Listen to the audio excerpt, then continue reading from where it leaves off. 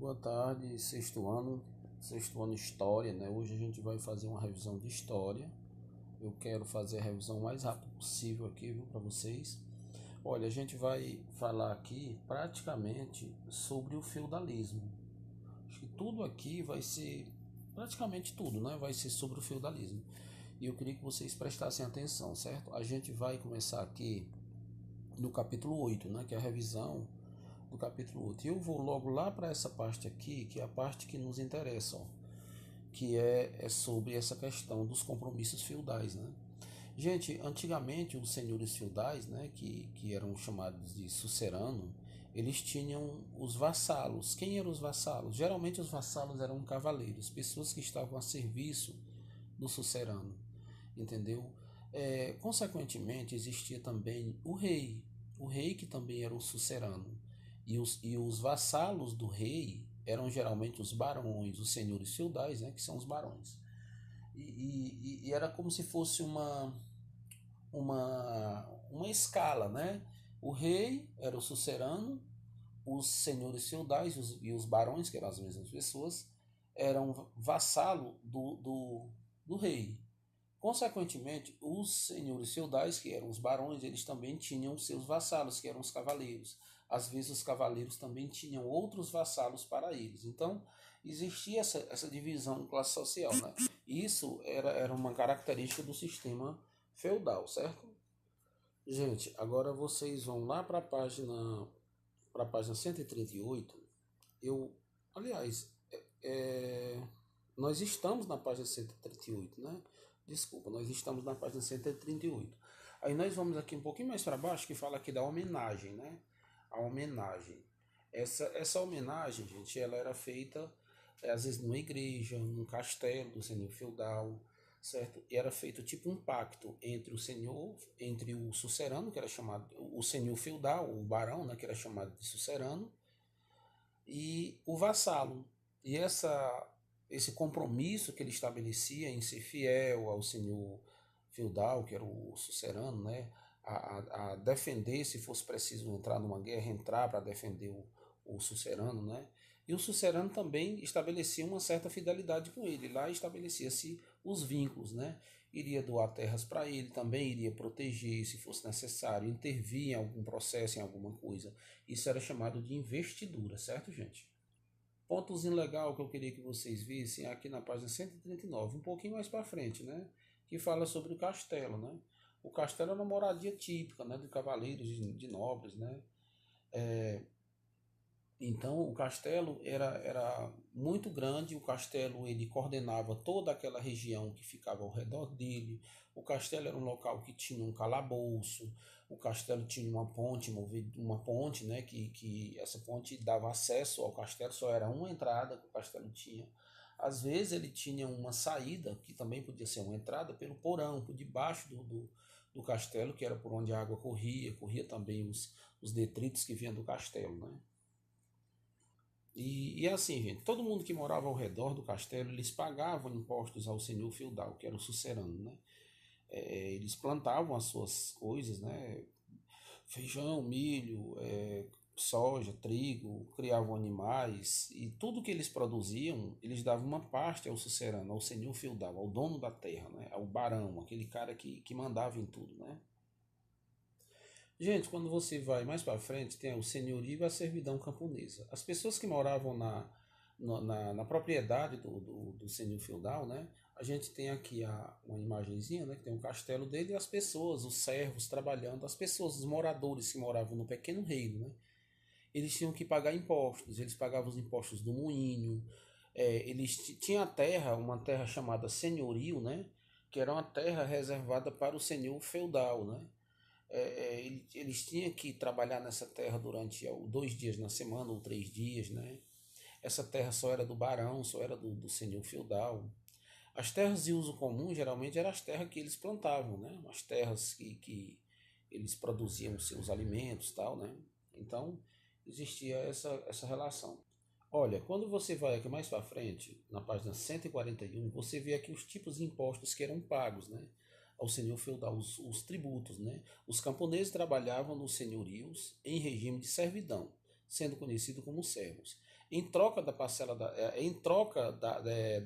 da terra cedida pelo senhor feudal, o servo era submetido a pagamento de tributos e ao cumprimento de obrigações. Por exemplo, a talha obrigava ele a entregar uma parte do que ele cultivava. Já a corveia obrigava-o a trabalhar 3 dias na terra do senhor, né? Do senhor feudal.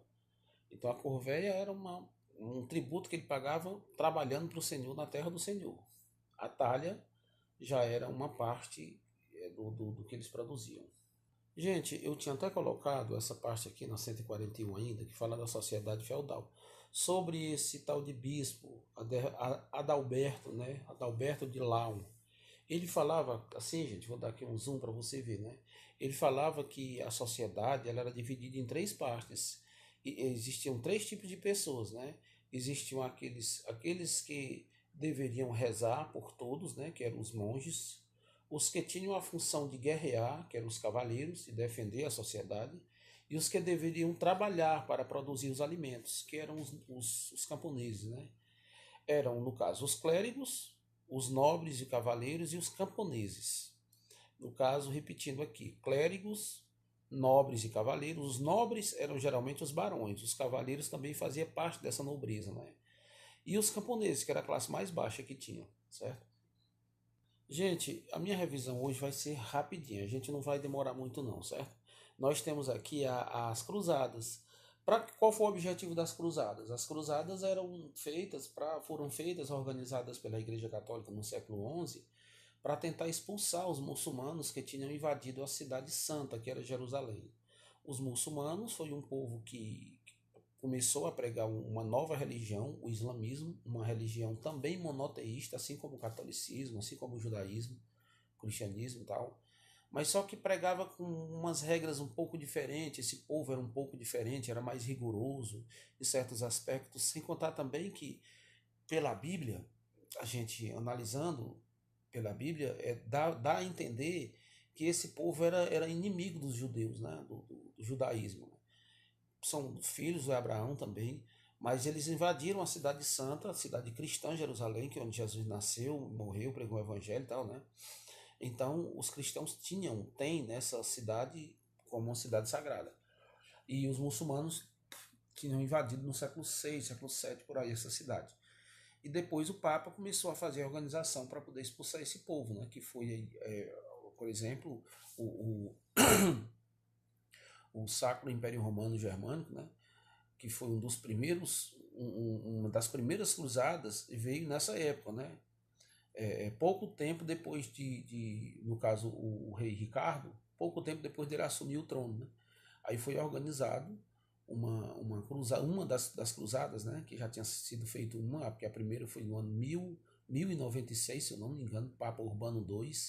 Aí aqui no caso do tempo de Ricardo já foi uma terceira cruzada, né? Foram lá guerrear. Essa cruzada foi muito boa, teve muito sucesso, sabe? Mas não conseguiram expulsar os muçulmanos de lá.